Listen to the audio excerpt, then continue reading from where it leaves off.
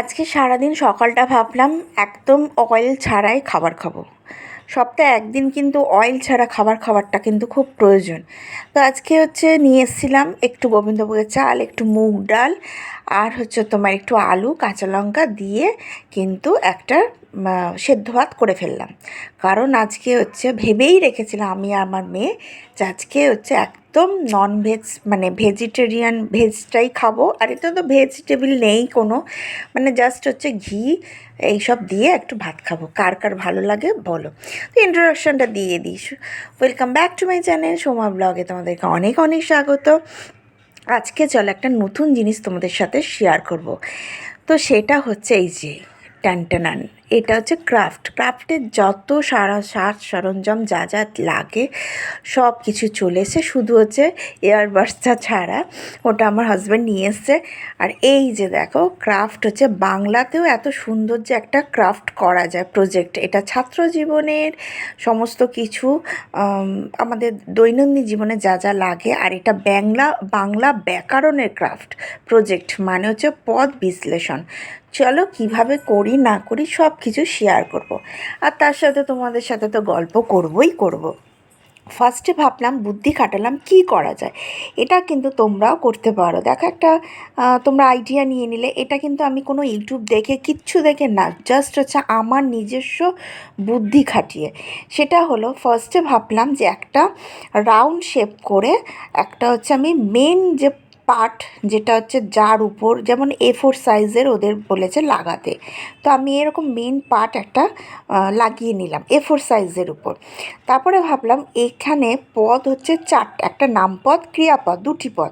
এবার তার তো শ্রেণীবিভাগগুলো করতে হবে। এবার তার এইখানে চারটে শ্রেণীবিভাগ, বিশেষ্য, বিশেষণ, সর্বনাম, অব্যয়। এবার সেগুলোকে আমরা কিভাবে করব। সেগুলোকে ভাবলাম যে গোল গোল করে কেটে সুন্দর করে করব। তো দেখো এখানে আমি চাইলে কিন্তু গুগল থেকে যেটা বার করেছিলাম প্রিন্ট আউট, ওটা আমি লাগাতে পারতাম, কিন্তু তাহলে আমার নিজস্বতা কী রইল।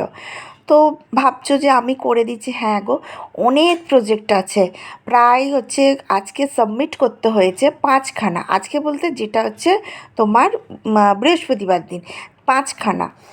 এবার 5খানার মধ্যে একটা যদি আমি করেই দিই তা কী এসে যায়, তাই না? বাচ্চা মানুষ, ও তো 4-5টা করছে। তো দেখো ফার্স্টে এরকম কালারটা কম্বিনেশনটা কিন্তু নিজের উপর আইডিয়া করতে হবে। তো আশেপাশে দেখো না, এখানে অনেক তুলো, ওর পড়ার টেবিল, এখানে ওর তুলো ফুলো অনেক কিছু লাগে। তো চলো এখানে আমি এরকম 6-7খানা বল কেটে নিলাম, মানে বলের সাইজে কেটে নিলাম গোল গোল করে, ছোটো ছোটো। কারণ এখানে আমি সব নামগুলো লিখব। তো আশা করি তোমাদের ভালোই লাগবে।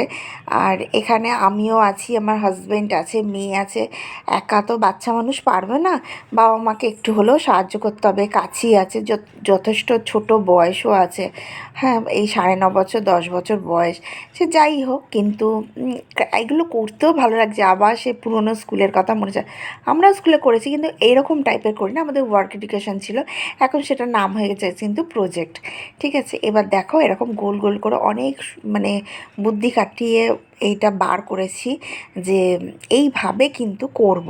তো গোল গোল করে যটা বিশেষ্য, বৈশেষ্য, বিশেষণ, সর্বনাম সব নাম কটার হিসাবে 4টের হিসাব কি 5টার হিসাবে আমি কিন্তু এরকম গোল গোল কেটে নিয়েছি। এখন বাজে কিন্তু ঘড়িতে, তোমাদেরকে পরে দেখাচ্ছি, ঘড়িতে কিন্তু বেশ বাজে। আগের দিন যে ভুল কাজটা করেছি সেই ভুল কাজটা আজকে করিনি।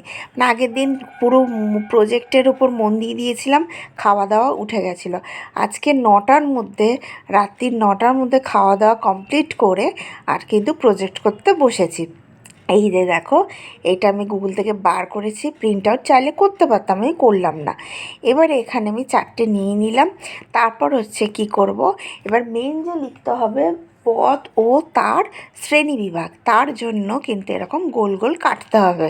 এটা নিজের একটা আইডিয়া নিতে হবে।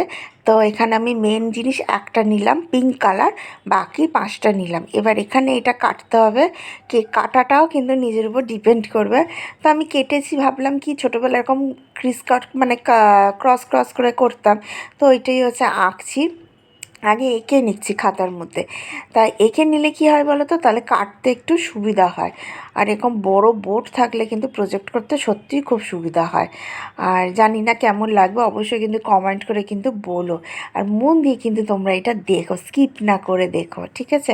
আশা করি তোমাদেরও তো ঘরে বাচ্চারা আছে, তোমাদের যখন এরকম বাংলা ব্যাকরণের কোনো প্রজেক্ট দেবে তোমরা অবশ্যই একটা আইডিয়া পেয়ে যাবে আমার চ্যানেল থেকে, তাই না?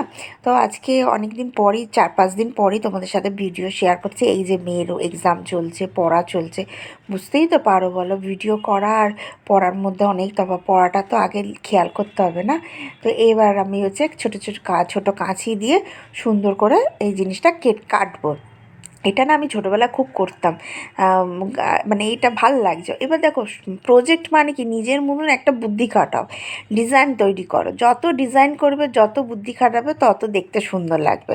তো এখানে আমি করে নিচ্ছি।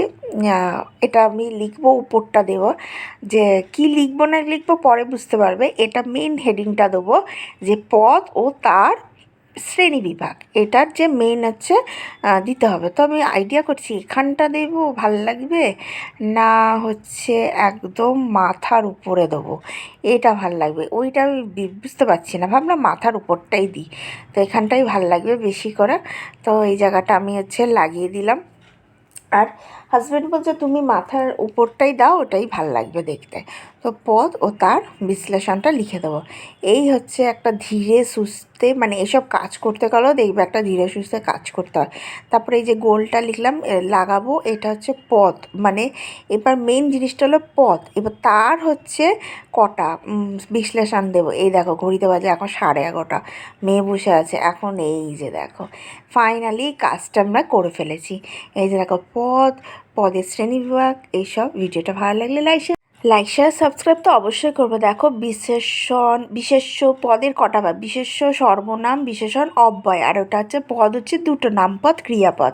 এইভাবে যেটা হচ্ছে মানে পেন্সিল দিয়ে করে, সেটা আমি এরকম ছোট ছোট কাঁচি দিয়ে কেটে কালারকে কম্বিনেশন করে এরকম দিয়েছি। ভিডিওটা ভালো লাগলে অবশ্যই কিন্তু পাশে থেকো, আর অনেক অনেক ভালোবাসা দেখো পদের শ্রেণী বিভাগ, ঠিক আছে?